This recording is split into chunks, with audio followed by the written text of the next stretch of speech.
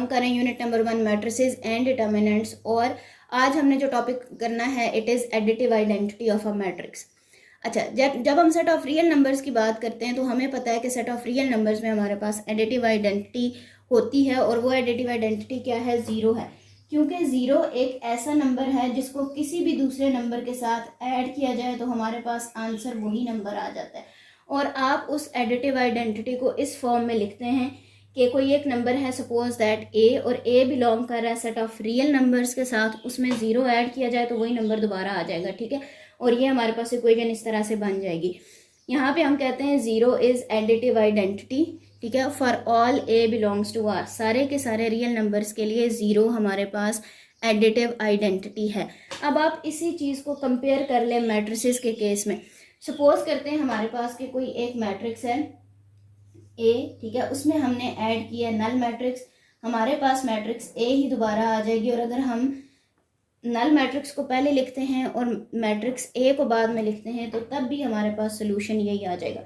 इस इक्वेशन के लिए आप लिख सकते हैं ज़ीरो इज एडिटिव आइडेंटिटी। ठीक है, और यहाँ पे आप लिख सकते हैं ओ which is a null matrix. आप इसे कह सकते हैं it is additive identity for matrix A. It is additive identity. ठीक है, अब आपने इस चीज में जब मैट्रिसेस की बात है तो आपने ध्यान क्या रखना है कि इन दोनों मैट्रिसेस का ऑर्डर सेम होना चाहिए। ठीक है, ऑर्डर सेम होगा तो तब हम कॉरेस्पॉन्डिंग एंट्रीज को ऐड कर सकेंगे और उसके बाद हम ये कह सकेंगे कि ओ जो है वो हमारे पास एडिटिव आइडेंटिटी है उस मैट्रिक्स के लिए। ठीक है, आई होप सो कि आपको इन दोनों के कंपैरिजन से बात समझ आ गई होगी। अगर फिर भी कोई कंफ्यूजन है तो कमेंट्स सेक्शन में पूछ लीजिए। जब रियल नंबर्स की बात है तो यहाँ पे ए नंबर है, ज़ीरो भी एक नंबर है। ठीक है, और जब मैट्रिसेस की बात है तो ए मैट्रिक्स है और ओ भी हमारे पास एक मैट्रिक्स है।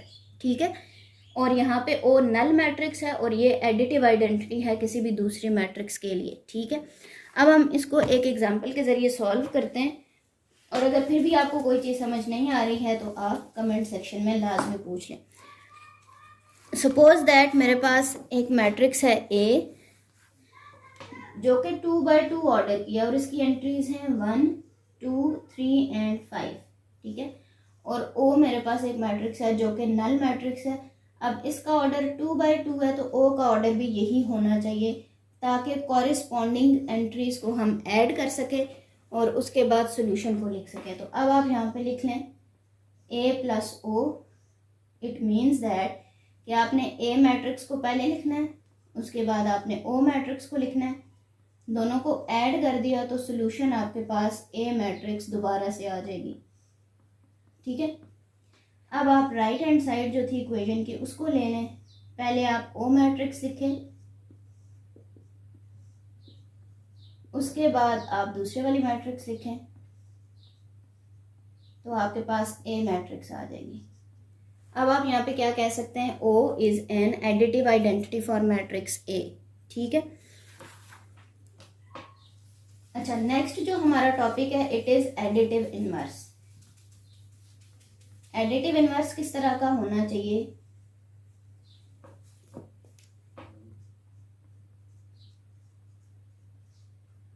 अच्छा, एडिटिव इनवर्स का मतलब ये है कि दो ऐसी मैट्रिसेस को आप ऐड करें कि आंसर आपकी नल मैट्रिक्स आ जाए। ठीक है, suppose that we have two matrices, अगर हम उन्हें ऐड करते हैं तो आंसर हमारा अगर एक नल मैट्रिक्स आती है तो इट मीन्स दैट कि वो दोनों मैट्रिसेस एक दूसरे का एडिटिव इनवर्स है। अच्छा, इसका मतलब क्या है? इसका मतलब ये है कि अब हम खुद से सपोज अगर कर रहे हैं मैट्रिसेस को, हमने खुद से एडिटिव इनवर्स का कॉन्सेप्ट क्लियर करना है और इसके क्वेश्चंस को सॉल्व करना है। तो हम क्या करेंगे, हम सपोज कर लेते हैं कि हमने कोई एक मैट्रिक्स ले लिया है ए मैट्रिक्स। जो प्रीवियस एग्जाम्पल में मैंने मैट्रिक्स ली थी मैं उसी मैट्रिक्स को लूँगी ताकि आपका कॉन्सेप्ट एडिटिव आइडेंटिटी और एडिटिव इनवर्स आपस में मिक्स ना हो, आपको पता चल जाए कि अब हम क्या कर रहे हैं और प्रीवियस एग्जाम्पल में हमने क्या किया था। ए है, ठीक है, ये मेरे पास एक मैट्रिक्स है और ए की मैट्रिक्स है। अभी मैं दूसरी वाली मैट्रिक्स बाद में सपोज करती हूँ।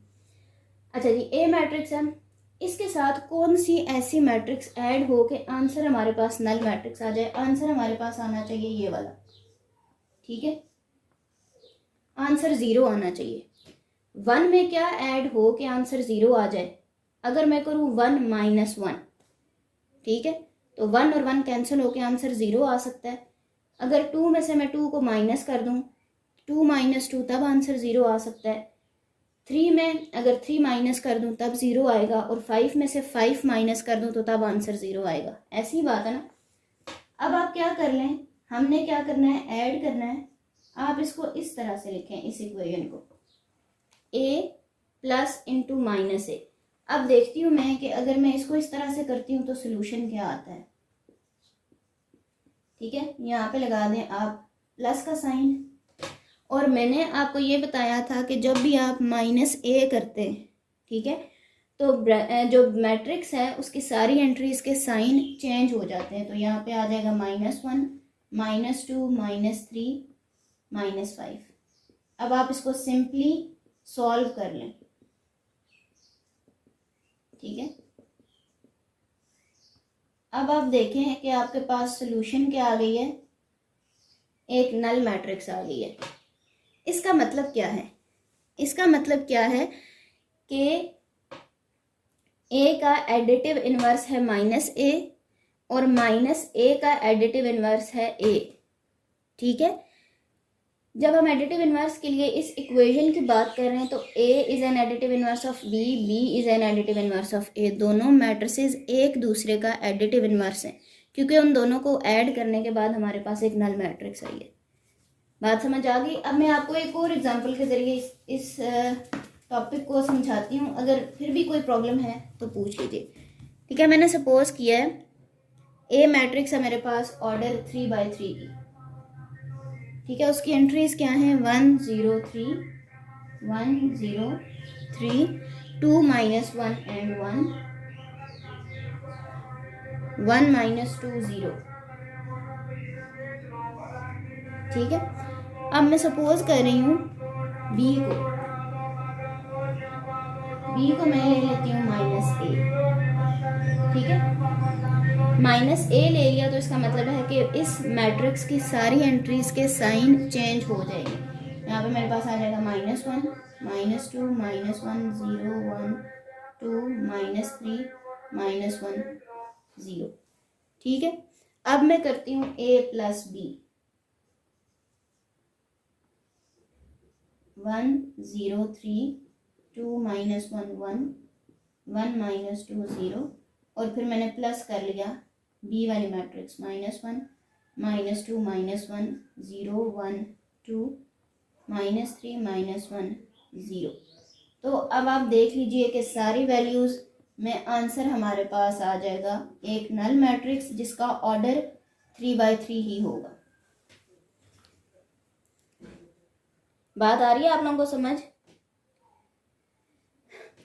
ये दोनों मैट्रिसेस एक दूसरे का एडिटिव इनवर्स हैं, क्योंकि आंसर इनको ऐड करने के बाद हमारे पास एक नल मैट्रिक्स आ रही है और इसका ऑर्डर भी 3/3 ही है।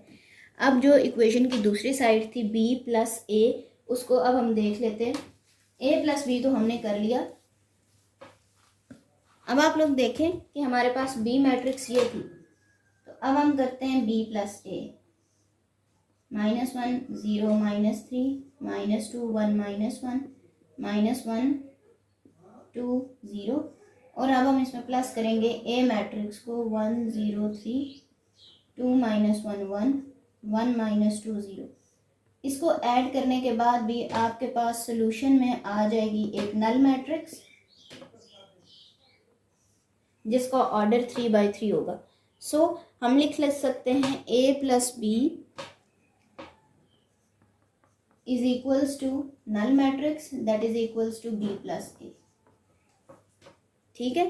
a and b are additive inverse of each other। समझ आ रही है बात। सो आज हमने दो टॉपिक्स किए, additive identity of a matrix and additive inverse of a matrix. Additive identity का मतलब ये है कि एक मैट्रिक्स में दूसरी ऐसी मैट्रिक्स को ऐड किया जाए कि सोल्यूशन हमारे पास वही मैट्रिक्स आ जाए, ठीक है। और एडिटिव इन्वर्स का मतलब क्या है कि 2 matrices are said to be additive inverse of each other if we add those matrices then we got a null matrix, ठीक है। अगर उन दोनों मैट्रिसेस को ऐड किया जाए तो हमारे पास आंसर एक नल मैट्रिक्स आना चाहिए। बात आ गई समझ? अगर फिर भी कोई प्रॉब्लम है तो कमेंट्स सेक्शन में लाजमी पूछ लीजिएगा।